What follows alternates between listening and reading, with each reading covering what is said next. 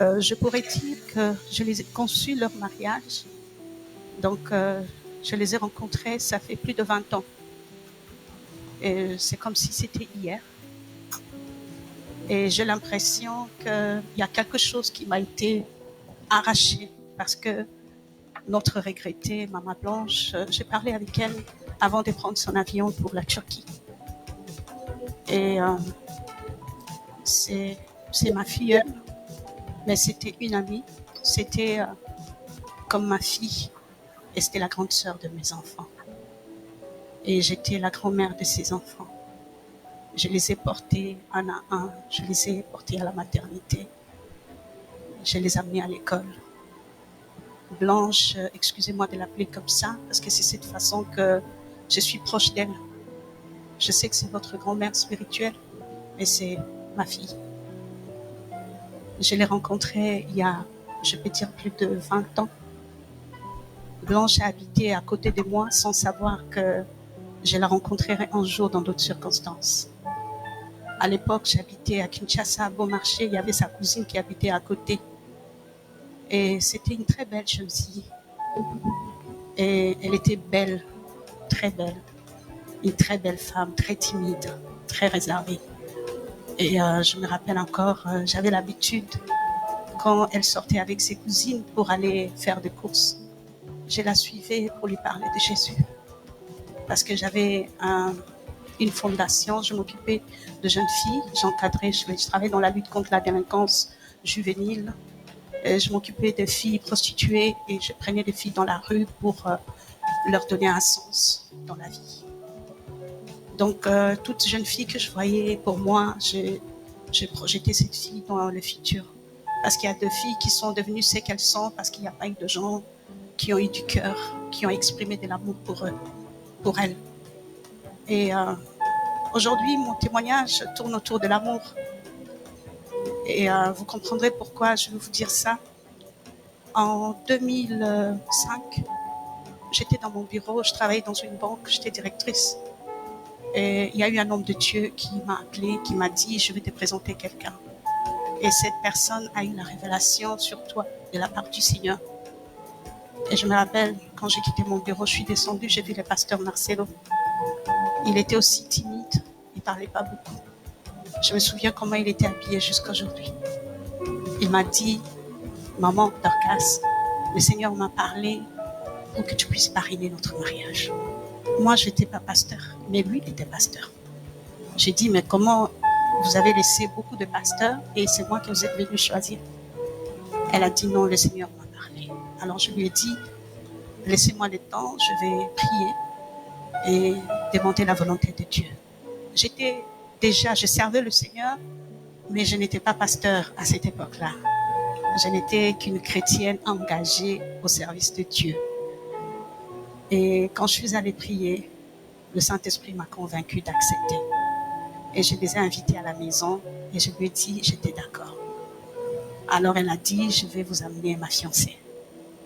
Le jour où j'ai vu Blanche, je ne l'ai plus reconnue. Je ne savais même pas que c'était la voisine. J'ai vu une femme habillée en sari. Elle était habillée comme les Indiennes. C'était une sari beige avec les cheveux tissés comme un chignon derrière. Une très belle fille. Et le pasteur me l'a présentée. Il m'a dit, voici, c'est ma fiancée. Alors, le pasteur Marcelo m'a dit, j'aimerais qu'elle devienne comme toi. Aide-moi à qu'elle devienne comme toi. Quand je les ai rencontrés, ils n'avaient rien. Marcelo n'avait pas d'argent. Et Blanche, c'était une très belle femme. Et vous comprenez que le début de leur couple était exposé à beaucoup de résistance. Parce que vous savez, les parents, quand ils ont une jeune fille belle, ils veulent absolument qu'elle épouse quelqu'un qui a de l'argent, qui a, à l'époque, un pasteur sans argent. Donc, il y a eu une très forte opposition à leur mariage, que ce soit dans la famille de la femme, que ce soit dans la famille de l'homme, et même à l'église, parce que les gens s'attendaient à ce que le pasteur épouse une femme qui était pasteur, qui prophétisait et tout. Elle n'était qu'à ses débuts parce que c'est lui qui l'a baptisée et c'est lui qui a fait d'elle disciple de Jésus-Christ. Donc, je me rappelle le jour du mariage, c'était le 28 janvier 2006. Ce jour-là, j'ai été invitée à une activité, c'était une conférence. On m'avait invité pour faire l'appel de fonds. Je n'ai jamais oublié ce jour parce que lorsque nous sommes arrivés, c'était à l'hôtel Continental, actuellement Pullman Hotel. Et lorsqu'on m'a donné le micro, je devais aller 1 heure après à leur mariage civil. C'était à l'hôtel de ville. Ces jours-là, il y a eu une très forte onction qui est descendue. Quand j'entrais dans la salle, je me suis sentie revêtue. Et j'ai compris ça plus tard. J'ai été revêtue par la puissance de Dieu. Et quand je suis entrée dans la salle, je pris le micro. Il y a eu juste un appel de fonds, une manifestation du Saint-Esprit telle que les gens ont commencé à donner plein d'argent. Et 20 minutes après, je devais courir pour aller à leur mariage. Et quand je suis arrivée à leur mariage, il y avait une gloire de Dieu. Et ils se sont mariés, ils ont été bénis le soir. Et voilà, ils se sont mis ensemble. Qu'est-ce que je peux dire sur Blanche? Elle était à la fois forte et fragile. C'est quelqu'un qui ne savait pas se disputer. Elle ne pouvait pas, entrer dans un débat avec une personne, chercher à trop argumenter. Non. C'était une personne très pacifique. Et depuis que je l'ai connue jusqu'à leur gloire, elle n'a jamais changé d'attitude vis-à-vis de moi. Elle s'est toujours comportée comme un enfant. Quand elle m'appelle, c'est toujours mamie, mamie, parce qu'elle parle un peu vite comme ça. Mamie, mamie, mamie, regarde, j'ai tel problème, qu'est-ce que je dois faire? C'était une femme vertueuse. Je ne le dis pas parce qu'elle n'est plus parmi nous, mais je le dis parce qu'elle était comme ça, une femme très intelligente. Elle n'a pas fait de très grandes études universitaires, mais c'est une femme entrepreneur. Elle avait la capacité de gérer plusieurs projets en même temps. Et elle avait cette humilité de chercher à apprendre. Elle cherchait toujours à apprendre. Et ça, c'est quelque chose que j'ai gardé d'elle. Même si, avec le temps, il y a eu beaucoup de... que ce soit de mon côté, parce que j'ai eu à quitter le pays à un moment, j'ai eu à beaucoup voyager, je n'étais pas souvent là pour elle, mais elle n'hésitait jamais de m'écrire. Si j'avais la possibilité de dévoiler nos échanges, vous comprendrez qu'on avait un lien très fort. Mais ça reste un secret pour moi. Et je préfère garder ça très, très jalousement. Qu'est-ce que je voulais dire encore? Vous savez, aujourd'hui, beaucoup de gens ne savent pas qui je suis. Et chaque fois qu'ils découvrent, ils changent d'attitude vis-à-vis de moi. Mais parfois, ça m'attriste. Vous savez pourquoi? Parce qu'on ne doit pas aimer les gens quand ils sont au top, au sommet. Lorsque j'ai accepté d'être là pour eux, ils n'étaient rien. Je les ai aimés parce que Dieu les a aimés. Je les ai aimés parce que Dieu a mis cet amour dans mon cœur. Dieu ne fait assertion de personne. Il nous aime de la même façon. Quand bien même certains peuvent se retrouver au sommet, les autres au bas de l'échelle. Ceux qui sont au bas de l'échelle sont une fondation pour ceux qui sont au sommet. Les gens l'attendaient peut-être l'avoir prêché, mais c'est une femme qui a beaucoup conseillé. Elle suivait beaucoup de personnes. Elle a conseillé beaucoup de couples. Elle a conseillé beaucoup de jeunes filles à l'église. Elle a soutenu beaucoup de personnes. Et je crois que vous voyez cela au travers des réseaux sociaux. Servir Dieu n'est pas seulement être à la chair. Servir Dieu, c'est faire du bien aux autres. Je me souviens dans la parole de Dieu, lorsque un des docteurs de la loi, pour tenter Jésus, il vient de poser la question à Jésus, quel est le plus grand commandement? Parce que eux, ils savaient qu'il y en avait 10.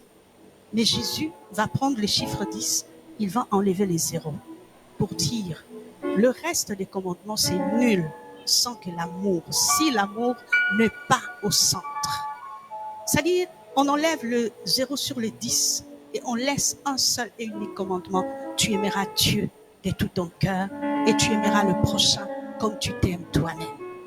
Aimer le prochain, c'est donner. Vous avez toujours entendu parler le pasteur Marcelo, il part toujours d'une femme. Il dit, cette femme-là m'a offert un véhicule. Je suis cette femme-là. J'étais là. En ces moments-là, il y a beaucoup de serviteurs de Dieu qui se sont ligués. Ils se sont dit, comment pouvez-vous faire ça? Je le fais parce que Dieu me l'a demandé de faire. Et je continue à le faire jusqu'aujourd'hui. Je continue à le faire. Ne faites toujours pas des choses quand les gens sont au sommet, mais vous ne savez pas quel est leur avenir. Parlons de sa mort. Elle savait qu'elle allait mourir. Elle savait, mais sauf qu'elle ne connaissait pas les jours. Le Seigneur lui avait révélé ça en 2009. En 2009, nous étions en prière à la Compassion, avant que la Compassion n'ait l'explosion qu'il y a aujourd'hui. On était en prière, parce que quand ils ont déménagé vers Limité, le pasteur m'avait demandé si je peux venir aider Blanche, parce qu'il fallait monter le département de femmes. Je suis venue, je travaillais avec elle. Qu'est-ce qui s'est passé un jour pendant la prière? Elle a vu une vision. Elle dormait la nuit, elle a fait un rêve. Et ce même jour, moi, j'ai vu une vision. Je suis venue partager la vision avec elle. La vision était comment? C'est qu'elle s'est vue plus tard. Ils étaient en train de monter la montagne avec le pasteur Marcelo. Et quand la main de pasteur Marcelo a touché le sommet, elle était fatiguée. Elle tenait par la main et sa main gauche a glissé. Elle est restée une main attachée à Marcelo. Et Marcelo lui disait, Blanche, s'il te plaît, tiens bon, tiens bon. Elle a regardé son mari dans la vision. Elle lui a dit, non Marcelo, je dois partir, je ne peux plus continuer. Et quand elle a lâché la main, Marcelo a crié. Et c'est ce qui s'est passé. C'est vrai que si nous regardons tout ce qu'elle a fait, on peut faire comme dans Actes des Apôtres chapitre 9, demander sa résurrection. Oui, Dieu peut la ressusciter. Oui, Dieu peut la ressusciter dans sa souveraineté. Si elle a encore la provision ici sur la terre, Dieu va la ressusciter. Mais si elle a épuisé sa provision, Dieu va la recueillir. Pour preuve, lorsque j'ai appris la nouvelle, je pleurais comme un enfant. J'étais devenue folle dans ma chambre d'hôtel. J'étais en mission à Québec et le lendemain, le jour où je devais aller assister à la conférence, on m'appelle pour me dire qu'elle est décédée. Je pleurais comme un enfant. J'ai dit, Seigneur, c'est pas possible. J'ai parlé avec elle. Elle m'a envoyé les vidéos d'oracle. Elle m'a dit, mamie, ton coco a réussi. Elle vient au Canada. Réserve-nous une chambre. On arrive. Comment ça? De samedi à aujourd'hui, qu'est-ce qui s'est passé? Seigneur, tu n'as rien montré. Qu'est-ce qui s'est passé? J'ai pleuré. La nuit, je pleurais. J'ai dit, Seigneur, fais quelque chose. Et le matin, quand je me suis réveillée, ma nièce qui dormait avec moi, elle me dit, mamie, j'ai vu une vision. J'ai vu Maman Blanche. Je l'ai vue la nuit, elle est apparue quelques secondes. Elle était toute heureuse. Et quand j'ai vu ça, puis elle a disparu. Et quand je me réveille, je te vois en train de prier. Il était 1h, 2h du matin. Alors quand elle m'a dit ça, j'ai dit merci Seigneur. Mon cœur était dans la paix. Blanche est partie. Mais toi aussi, un jour, tu ne sais pas. Est-ce que tu es prêt? Elle au moins, aujourd'hui, on témoigne. Je sais que les réseaux sociaux racontent des choses. Mais nous, on s'en fout de ça. Parce que Jésus était le Fils de Dieu. Mais la Bible dit, on l'a traité de Belzébul. Tout ce que je peux vous donner comme conseil, gardez, soyez sereins. Ne discutez pas dans les réseaux sociaux. N'échangez pas avec toutes ces personnes. Rendez grâce à Dieu. Ne tombez pas dans le piège de l'ennemi. Elle est allée dans le repos du Seigneur. Elle a combattu le bon combat. Et elle attend son couronnement.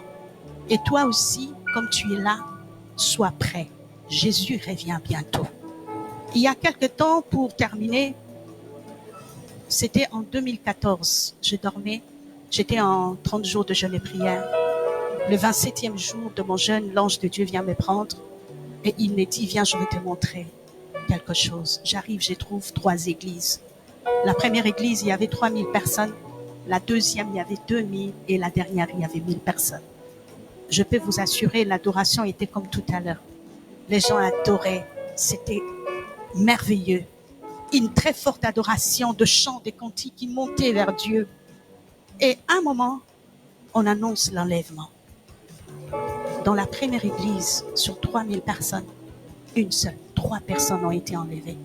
Dans la deuxième, 2. Dans la troisième, 1 personne. J'étais choquée.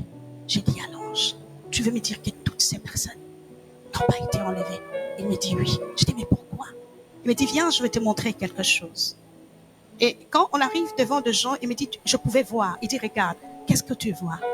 Je vois mariage, je vois promotion, je vois élévation, je vois la bonne santé. Il dit, mais et pourtant, Jésus leur a dit dans Matthieu 6,33 de rechercher premièrement le royaume de Dieu et la justice de Dieu. Le reste leur sera donné après. Mais qu'est-ce que tu vois dans leur cœur? Beaucoup viennent devant la présence de Dieu parce qu'ils ont des problèmes. On ne vient pas pour chercher Dieu. Quand on aura trouvé Jésus, tout sera résolu. Bref, après il m'amène sur une piste. Et sur cette piste, tout était blanc. Il y avait un grand bâtiment avec 2 portes. Et il y a eu un jet privé qui a atterri.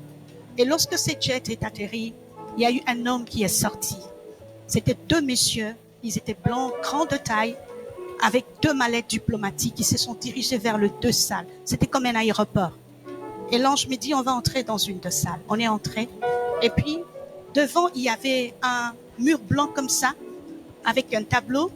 Et puis, il a sorti le rétroprojecteur et il a balancé sur le mur et il était écrit « Jésus revient bientôt ». Alors l'ange se retourne et me dit « Va dire au pasteur de préparer l'église pour l'enlèvement ». J'ai vu 3 fois l'enlèvement. Si j'ai eu l'opportunité de vous parler aujourd'hui, c'est pour vous dire, nous pleurons autour de Maman Blanche. Nous voudrions que son onction, l'onction qui était le manteau qu'elle avait descende sur nous. Mais c'est pourquoi? C'est pour quelle cause? Alléluia. Nous devons être prêts. Jésus revient bientôt. Demandons à Dieu de l'amour.